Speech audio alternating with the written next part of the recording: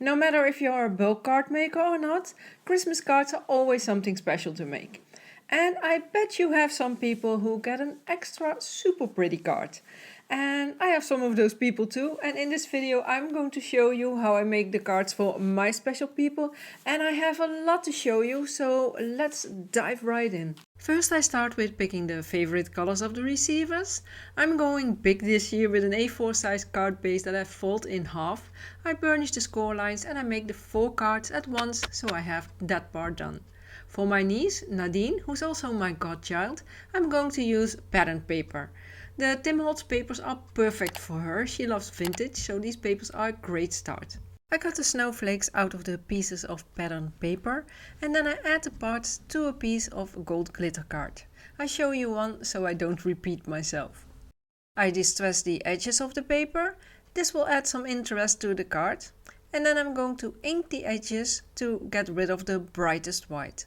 This will give it a bit of a softer look, and I just softly wipe along the paper, not too hard because I don't want to damage the sponge applicator. I did the same for the other part.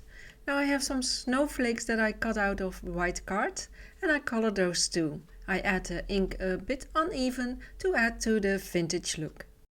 Bibi is coming to help me as I add some of the snowflakes back in place, a bit like a puzzle. She's great at puzzles, so she's coming to the rescue. I add some of the snowflakes back to get a bit of variety. I have a piece of gold Cardstock that I embossed and I'm going to sand this using a sand tool. You can also use a nail file or sandpaper too. I go over it in a turning motion to get rid of most of the shine and get some of the layer underneath to appear. What I like to do for the patterned paper, where I add a piece on the edge of my desk. You can use a cutting mat or a glass mat too. Don't do this on your dining room table. And then I move the sand tool downward. Sidewards is also possible, but only do this in the middle, not on the edge like you see me do here. I just fix it by adding a bit of glue. It all adds to the vintage look, so it's okay. And if not, I would cover it with something. There's always a solution. Now I'm going to ink the strips again to get rid of the white. And this edge will make the separate pieces pop a bit more. So I find this definitely worth it. Now I'm going to add some thread on the biggest piece of patterned paper. And I'm going to add it a bit crisscross. So straight and diagonal, so I get quite a bit of thread on it. This adds a bit of shine, but not too much as it's a dark brown color. Now I secure it with another piece of tape. And then I'm going to add the pieces together so they make a nice center base, because I want more layers of course. Now this is what the card looks like so far. What it needs now, in my opinion, is a big piece in the middle. I have cut a big snowflake out of white card and I ink it up uneven with Distress Oxide ink, the same ink I used before on the other pieces of the card. So I add my ink just here and there.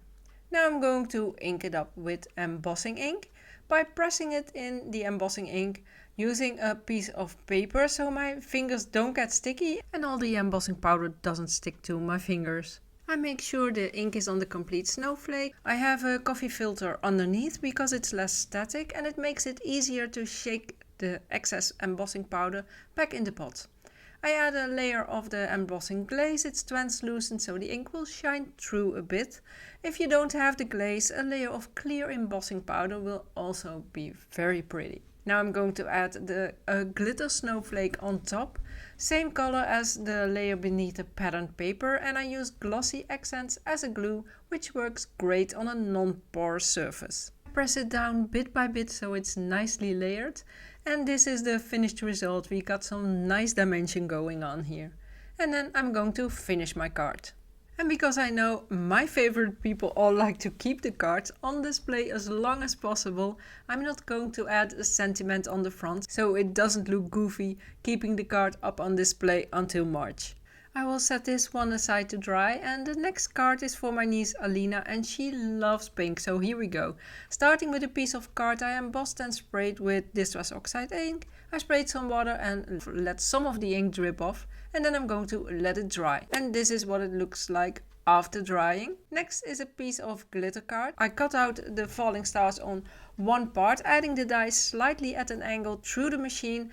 This makes it easier for the rollers to pick it up. And I have a little trick to get rid of the bits that stay on the plate if they are stuck.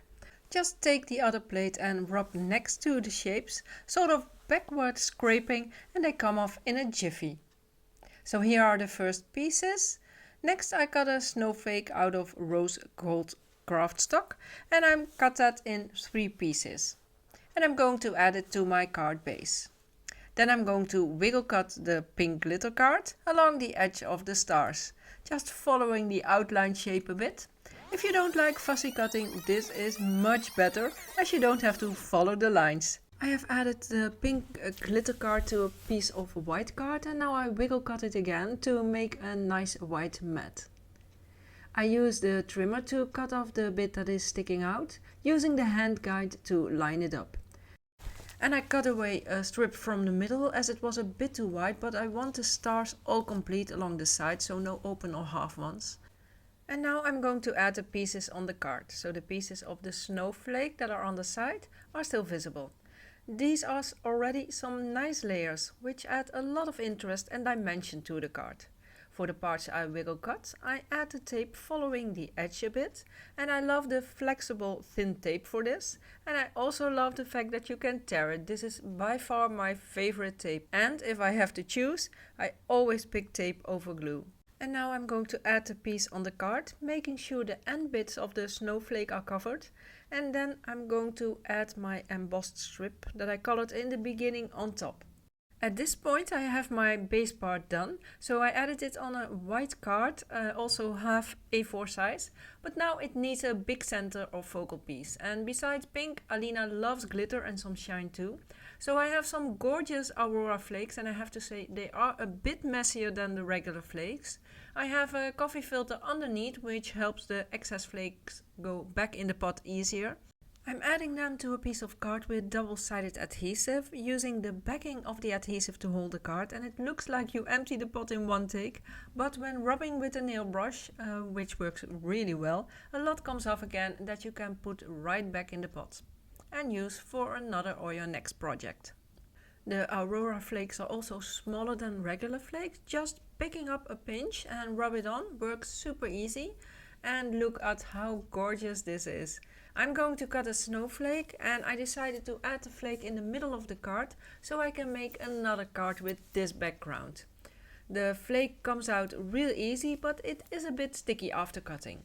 Just use your embossing pouch to de-stick the flake. It works great and you keep the pretty shiny look.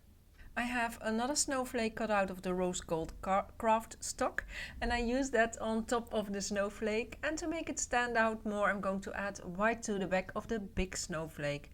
And I have another snowflake cut out of white that I cut apart, and I find this adds to the detail, but you can skip this. As always, pick the techniques or looks or effects you like and make the design your own, or just copy the complete card, whatever feels best to you and makes you enjoy your crafting. It's a bit of extra work, but I know Alina will keep this card on display, and to me it looks more finished, so I definitely find it worth it. I added glue to the back of the snowflake and then I added on the card slightly below the middle of the light pink strip. And now it needs something extra, and I'm thinking dream drops, in pink of course. So I pre-make them on a piece of backing of the double-sided adhesive that we used earlier, and then I'm going to let them dry overnight. They will be dry but still flexible, and then I can squeeze it a bit and add it in the middle of the snowflake to make it stand out even more. I use the same drops as a glue, and I want to use the other drops I made too, so I move them around a bit. This is also an advantage of pre-making them, to see where they look best. And then I'm going to let the drops just land on the tiny drop I added and gently press them and then let them dry. And I think the drops really finished this card. I can't wait to hear from my nieces what they think of their cards. And they both are lovely, so I know they will love them. I have edited quite a bit out and still the video was so long. So I have another 2 more cards to share with you next week for my mom and dad and my sister and her husband. I hope you are inspired to make some extra special super pretty cards for your favorite people. If you need some more inspiration, I have some right here. And make sure to watch next week when I make 2 more cards for my favorite people. And as always, make sure to keep on crafting.